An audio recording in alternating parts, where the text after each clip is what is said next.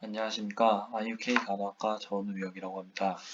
오늘 저와 한번 배워볼 것은 이제 호흡기계 질환입니다. 먼저 호흡기계는 호흡작용, 즉 공기로부터 이제 산소를 받아들여 혈액에 전달해 이제 혈액 중에 탄산가스를 공기적으로 내보내는 작용입니다. 호흡기계는 이제 상부호흡기계, 하부호흡기계로 나뉘는데요. 먼저 상부호흡기계는 비강, 인두, 부비동, 으로 나뉘어지고 하부호흡 기계는 이제 후두 그리고 기관, 기관지, 폐 및 이제 흉막이라고 하는 일련의 기관계가 있습니다. 먼저 이제 호흡 기계의 질환의 첫 번째인 염증을 배워보도록 하겠습니다. 염증에는 비염 그리고 부위동염이 있는데요. 먼저 비염을 한번 살펴보도록 하겠습니다. 비염은 코 속 점막에 생기는 염증을 통틀어 일컫는데요. 이는 코가 막히고 콧물이 흐르며 두통과 기억력 감퇴를 이제 가져온다고 합니다. 먼저 감염성 비염. 감염성 비염은 이제 바이러스가 감기나 삼기로 이제 감염을 일으키는 주요 원인이라고 합니다. 특히 리노바이러스와 아데노바이러스가 많다고 하는데요. 여기서 리노바이러스는 우리 감기의 주 원인이라고 합니다. 두 번째로 이제 알레르기성 비염. 알레르기성 비염은 이제 고조열이라고도 하며 꽃가루 등 이제 다양한 종류의 알레르기 항원에 의한 감염성 반응에 의해 일어난다고 합니다. 이거는 이제 환절기에 우리가 이제 꽃가루 알레르기 때문에 꽃가루 때문에 이제 뭐 코에서 콧물이 계속 흐르고 눈에서 이제 눈물 계속 눈도 간지럽고 막 그런 것을 생각하면 이제 될 것 같습니다. 마지막으로 이제 만성 비염인데요. 만성 비염은 이제 반복적인 급성 비염이나 그 세균 감염이 합병되었을 경우 나타나며 비중격, 만곡이나 비용종을 동반한다고 합니다. 여기서 비중격이 무엇이냐? 코를 왼쪽, 오른쪽으로 그은 짓는 이제 벽이 이제 비중격이고요. 만곡은 이제 휘어지는 것, 그리고 비용종은 이제 점막이 부은 것을 일컫습니다. 다음 두 번째, 부비동염. 부비동염에서 부비동이라고 하시면 이제 살짝 이제 생소하실 건데요. 부비동은 이제 머리뼈와 얼굴뼈 사이의 공간이 부비동이고요. 거기 이제 부비동염은 이제 머리뼈와 얼굴뼈 사이 빈 공간이 점막으로 이제 덮여져 있는 것이 이제 부비동염이라고 생각하시면 됩니다. 부비동염은 바이러스, 세균, 그리고 진균 감염과 알레르기성 비염에 의해 생긴 부비동염증이다. 부비동염에는 이제 급성과 만성이 있는데요. 부비동 내에 이제 동이 차면 청축 동증이라고 한다. 염증의 결과로 이제 용동이 생긴다고 하는데요. 그 부비동염의 이제 급성과 만성으로 나뉘는데 먼저 급성에 대해서 한번 알아보도록 하겠습니다. 급성 부비동염, 급 또는 만성 비염이 이제 선행하는 경우가 많으며 비특이적인 염증 변화를 보인다고 합니다. 두 번째, 만성 부비동염. 만성 부비동염은 급성 비염에 치유가 되지 않을 경우 부비동염에 이제 분비물이 배출되지 못하여 점액류를 형성하거나 복합적인 이제 세균 및 진균 감염을 초래할 수 있다고 합니다. 여기서 점액류란 무엇이냐? 그냥 말 그대로 점액 유출 현상을 말합니다. 자, 이제 두 번째로 인두와 후두에 대해서 알아보겠습니다. 인두는 먼저 알아보기 전에 일단 인두가 무엇이냐? 인두는 그냥 목구멍이라고 생각하시면 됩니다. 목구멍에는 이제 음식과 공기가 들어간 통로를 말하는 거겠죠. 그리고 후두는 식도 앞에 있으면 이제 성대가 있다고 합니다. 네, 그렇기 때문에 이제 음식은 통과 못하고 공기만 통과된다고 합니다. 먼저 인두후뇌 질환으로는 이제 순환장애가 있는데요. 순환장애에는 이제 성모부종이 있습니다. 성모부종이란 말 그대로 이제 성문부의 점막하 조직에 일어나는 부종입니다. 심하면 질식의 염려가 있으며 전신적인 부종의 일부로서 후두의 염증 또는 화상 등에서 일어날 수 있다고 합니다. 여기서 이제 성모부종에서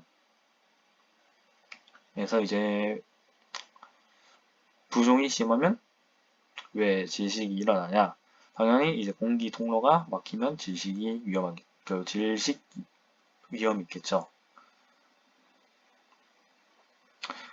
그 전에 성문이 무엇이냐? 성문은 이제 후두에 있는 발성 장치인데요. 당연히 이것이 막히면 이제 후두각과 공기가 통과되는 곳이라고 했는데, 그 후두도 살짝 막히게 되겠죠. 그러면 공기 통로가 서서히 좁아지면서 이제 질식 위험이 있겠죠. 네, 그렇게 생각하시면 될 것 같습니다. 두 번째로 이제 염증이 있는데요. 염증에는 인두염, 후두염이 있습니다. 먼저 인두염으로는 이제 세균이나 바이러스 감염 등에 의해 이제 인두 점막 및 림프 조직의 급성 염증으로 인두의 점막이 붓고 헐어 목이 쉬는 병이라고 합니다. 이제 증상으로는 연화통, 발열 등의 증상을 보이며 급성과 만성이 있다고 합니다. 여기서 이제 발열이라고 하시면 이제 염증의 5대 징후, 발열, 발적, 동참, 통증, 기능장애가 있는데요. 그 중에 하나인 발열이 동반된다고 합니다. 인두염이면. 그리고 연화통이란 이제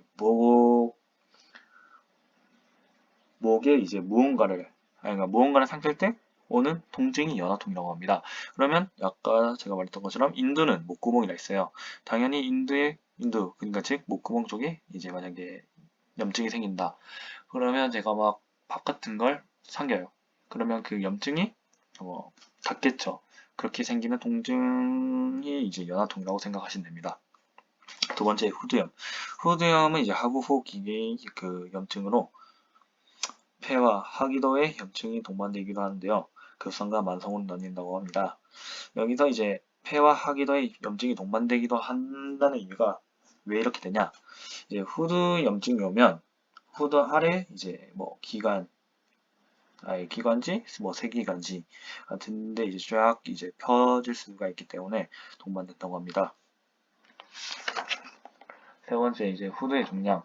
먼저 후두에는 이제 종양이 많이 생깁니다. 그 이유는 이제 아무래도 성대가 있다 보니 계속 말을 하니까 이제 성대가 이제 자극을 많이 받겠죠. 그렇기 때문에 이제 종양이 많이 생긴다고 합니다.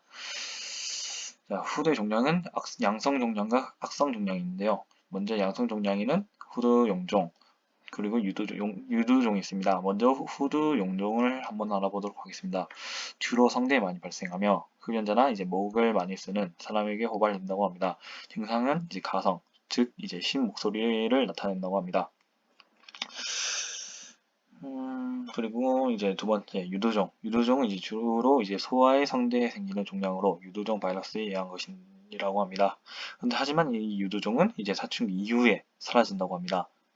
일단 먼저 유두종은 이제 양성 상피성 종양으로 분류가 되고요.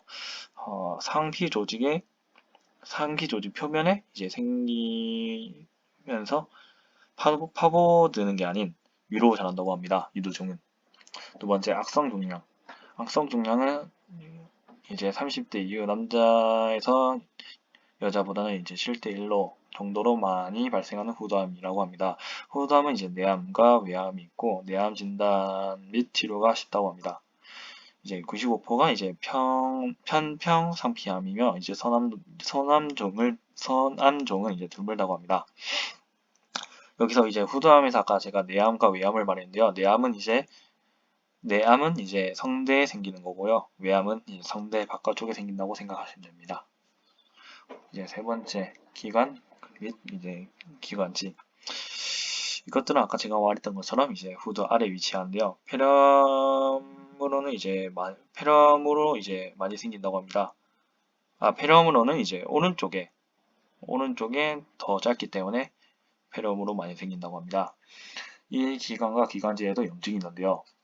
급성 기관지염, 만성 기관지염, 그리고 기관지 확장증, 그리고 기관지 천식 이렇게 네 가지가 있는데요. 먼저 급성 기관지염에 대해서 한번 알아보도록 하겠습니다. 바이러스, 세균 감염으로 일어나며 대부분의 감기의 합병 등으로 일어납니다. 증상은 이제 기침, 흉통, 객담 등이다. 여기서 객담은 가래라고 생각하시면 됩니다. 그리고 만성기관지염은 이제 기침, 가래가 2년간 연속해서 이제 2개월 이상 지속되는 경우를 말합니다. 이는 만성폐쇄성 기도질환으로 진전될 수 있고 오심실이 확장 또는 비대되는 폐성심 또는 이제 심부전을 일으킬 수 있다고 합니다. 장차 암으로 이행될 수도 있는 이제 무서운 병이라고 합니다. 여기서 이제 폐성심이 무엇이냐? 폐성심은 이제 폐질환을 일으키는 폐질환으로 의심실의 이제 기능을 저하시키는 것입니다. 세 번째 이제 기관지 확장증. 기관지 또는 이제 세기관지의 만성 개사성 감염이 병적으로 확산되는 형태를 말합니다. 증상으로는 이제 기침, 객단, 열, 화농성의 악취가 특징이라고 하는데요. 기관지를 영구적으로 팽창시키며 다시 원래 모양으로 되돌리지 못한다고 합니다. 이것은 이제 염증으로 인해 이제 기관지 벽이 괴사되고 기관지가 확장된다고 생각하시면 됩니다. 다음 마지막 기관지 천식. 기관지의 발작성 수축을 일으킬 수 있는 여러 자극에 대한 기관 또는 기관지의 민감한 반응이 특징인 질환이라고 합니다. 여기서 여러 자극은 이제 알레르기 또는 흡연 기제 또는 이제 대기오염이 있는데요. 그냥 아나필락시스 제1형으로 인해 이제 기관지 천식이 일어날 수 있다고 생각하시면 됩니다.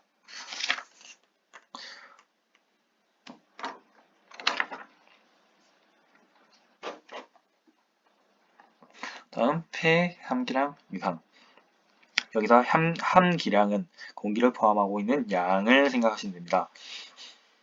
그리고 즉 한마디로 이제 폐가 함유할 수 있는 양이 사람마다 다 다른데 이것이 이상이 생김으로써 이제 폐기종, 무기폐가 발생한다고 생각하시면 됩니다. 먼저 아까 제가 말했던 무기폐와 폐기종인데요. 먼저 무기폐를 한번 알아보도록 하겠습니다. 무기폐는 이제 폐의 불완전한 확장 또는 이미 팽창된 폐 조직의 허탈을 말하며 폐가 재확장될 수 있기 때문에 가역성 장애로 간주된다고 합니다. 심한 경우 산소 결핍을 가져오며 염증이 잘 일어난다고 합니다. 두 번째로 이제 폐기종인데요. 폐기종은 그냥 쉽게 말해서 호흡곤란이라고 생각하시면 됩니다. 폐기종은 이제 종말세 기관지 그리고 종말세 기관지 원 위부 그러니까 원 쪽의 기도가 영구적으로 비정상적인 확장을 일으키고 이들의 벽의 파괴가 동반하는 데는 매우 흔한 질환이라고 합니다. 네, 그렇다고. 폐기종은 그냥 폐포 안의 공기가 폐포가 파괴되어 공기가 바깥쪽에 많을 때라고 생각하시면 돼요. 두 번째로 이제 폐순환 장애에서 이제 폐우혈이라는 것에 대해서 알아보도록 하겠습니다. 우혈은 이제 정맥혈이 모여 있는 상태라고 생각하시면 됩니다. 그러면 당연히 이제 폐우혈이라는 거는 이제 폐 정맥혈이 모여 있는 상태를 말하는 거겠죠. 한번 읽어보도록 하겠습니다. 폐우혈, 폐모세혈관의 혈액이 울체한 것을 말하며 폐우혈의 대부분은 이제 자심실 부전의 결과이다. 여기서 울체란 무엇이냐? 그냥 머물다 라고 생각하시면 됩니다. 그럼 한마디로 폐모세혈관 쪽에 이제 혈액이 머무는 것을 폐우혈이라고 한다고 합니다. 다음 세 번째, 폐염증. 폐염증으로는 이제 기관지 폐렴, 제어성 폐렴, 그리고 바이러스성 폐렴, 그리고 폐계절, 폐농양, 그리고 폐진균증, 폐결핵, 미만성 간질성 폐질환이 있습니다. 먼저 기관지 폐렴에 대해서 알아보도록 하겠습니다. 그냥 기관지 폐렴은 말 그대로 기관지를 통해 폐로 이제 염증이 들어온 것이라고 생각하시면 됩니다. 두 번째, 대엽성 폐렴. 대엽성 폐렴은 이제 폐 대엽을 단위로 하여 한 엽의 거의 전부나 여러 대엽을 동시에 침범하며 이제 80에서 90%가 폐렴균에 의해 발생한다고 합니다. 갑자기 고열이 나고 호흡곤란과 이제 흉통이 일어난다고 합니다. 세 번째, 바이러스성 폐렴. 바이러스는 이제 주로 상기도 감염을 일으키거나 인플루엔자 바이러스 등이 이제 폐실질을 침범하여 폐렴을 유발하기도 한다고 합니다. 그래서 실질은 이제 실제적인 부분이라고 생각하시면 돼요. 그리고 네 번째, 폐계전. 계전은 제가 저번에도 말했던 것처럼 이제 부패된 덩어리 라고 생각하시면 됩니다. 네, 폐계좌. 폐렴으로 이제 괴사된 부위에 부패균의 침범을 이제 받아 일으킨다고 합니다. 다섯 번째, 폐 농량. 농량은 이제 폐 안에 고름이 가득한 것, 즉 이제 현기성균에 의해 발생한다고 합니다. 폐 농량은 이제 폐 조직의 국소적인 괴사를 특징으로 하는 화농성 농량을 만드는 병변이라고 합니다. 임상적으로는 기침, 고열, 흉통, 체중 감소를 보이며 심한 악취가 나는 몽홍 또는 혈성 객담을 다량으로 이제 배출한다고 합니다. 여기서 체중 감소는 왜 나냐? 폐 고름으로 인해 이제 호흡곤란, 당연히 폐에 고름이 생기면 호흡 곤란이 일어나죠. 숨쉬기가 호흡 곤란으로 인해서 이제 숨쉬기도 힘든데 밥 먹기가 가능하겠습니까? 그렇기 때문에 체중 감소가 일어난다고 합니다. 다음 마지막으로 폐결핵이 있는데요. 폐결핵은 아주 강력하다고 합니다. 폐결핵은 이제 결핵균이 이제 폐에 들어가 염증을 일으키는 만성 유가족성 질환이라고 합니다. 여기서 유가조직이 저번에 제가 상처가 치유될 때 나온다고 했죠. 네, 그걸 말합니다. 이제 마지막으로 미만성 간질성 폐질환. 미만성 간질성 폐질환에도 이제 진폐증, 규폐증, 선면폐증이 있는데요. 먼저 진폐증은 이제 분진이나 에어로졸의 흡입으로 인한 이제 폐포의 질환을 말하는데요. 분진이 폐포나 호흡세기관지에 침착되었다 하더라도 대부분의 대식세포에 의해 제거되는데요. 이게 이제 흡연, 음주 등은 이제 대식세포의 이물 제거 능력을 저하시키므로 진폐증에 촉발하는 인자가 될 수 있다고 합니다. 여기서 분진은 고체, 그리고 에어로졸은 비말이라고 생각하시면 됩니다.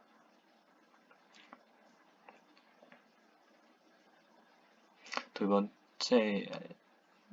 번째 규폐증. 규폐증은 이제 유리규산의 흡인에 의한 이제 폐에 심한 섬유화를 주된 증상으로 하는 질환인데요.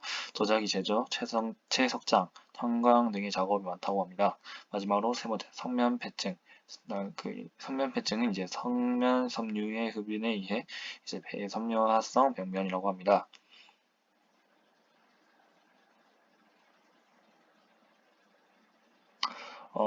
그냥 미만성 간질성 폐 질환은 이제 분진 같은 게 이제 계속 폐에 들어오면 달라붙어 이제 폐세포에 이제 염증이 일어나겠죠.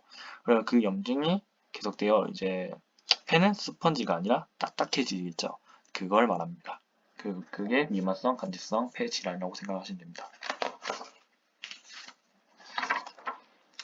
다음 여섯 번째, 흉강 그리고 흉막의 질환이 있는데요. 그 질환으로선 이제 첫 번째 비염증성 흉막 삼출을 먼저 알아보도록 하겠습니다. 비염증성 흉막 삼출에는 이제 혈흉이 있는데요. 혈흉은 흉막강 내에 혈액이 고여 있는 상태를 말합니다. 거의 대부분의 동맥류, 즉 이제 동맥이 부푼 상태, 발열에 기인하며 수분 내지 수시간 이내에 사망한다고 합니다.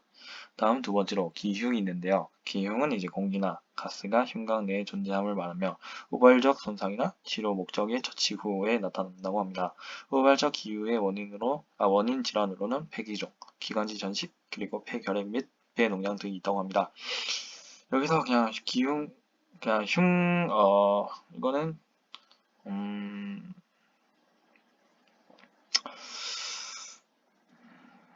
그러니까 우발적 손상이라고 말하면 이제 생각하실 수가 있는데 예정된 손상이라고 생각하시면 됩니다. 우발적 손상이. 그리고 예를 들어서 이제 폐가 찔려 공기가 흉곽으로 가는 것이라고 생각하시면 되는데요.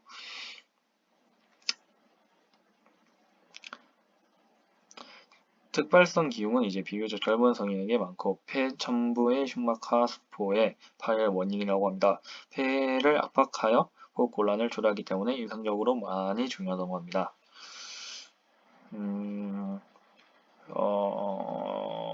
그러니까 특발성 기흉이 이제 비교적으로 성인에게 많고 폐전부의 흉막성 수포 파멸의 원인이라고 하는데요. 이 말이 무엇이냐? 그냥 돌발적이거나 원인 불량인 경우를 말한다고 합니다.